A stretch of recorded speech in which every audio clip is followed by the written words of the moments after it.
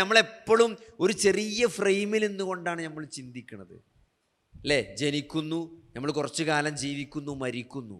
സഹോദരങ്ങളെ, അതല്ല ജീവിതം. ആ മരണത്തിന് ശേഷം ആരംഭിക്കാനിരിക്കുന്നതാണ് ജീവിതം.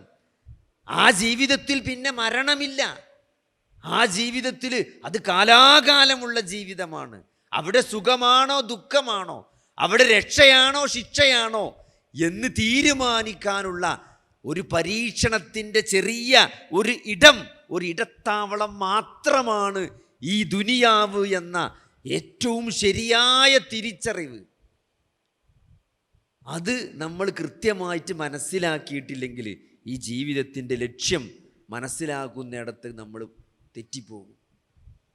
അതാണ് എല്ലാവർക്കും പറ്റുന്ന മിസ്റ്റേക്ക്, അല്ലേ? നമ്മൾ വിചാരിച്ചത് ഇവിടെ പ്രയാസം ഉണ്ടായാൽ, ഇവിടെ ദുഃഖമുണ്ടായാൽ, സഹോദരങ്ങളെ, ഇവിടെ ഇത് ദുഃഖത്തിനുള്ള സ്ഥലമാണ്, ഇത് പ്രയാസത്തിനുള്ള വേദിയാണ്, ഇത് പരീക്ഷണത്തിൻ്റെ ലോകമാണ്.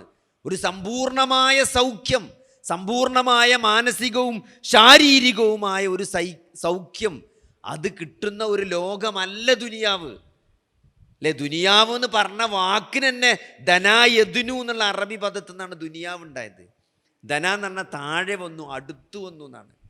ഏറ്റവും താഴ്ന്നു നിൽക്കുന്ന ലോകമാണ്, ഏറ്റവും ലോ ക്വാളിറ്റി ആയിട്ടുള്ള ഒരു ലോകമാണ് ഈ ദുനിയാവെന്ന് പറയുന്നത്. ഇത് പരീക്ഷണത്തിൻ്റെ വേദിയാണ്.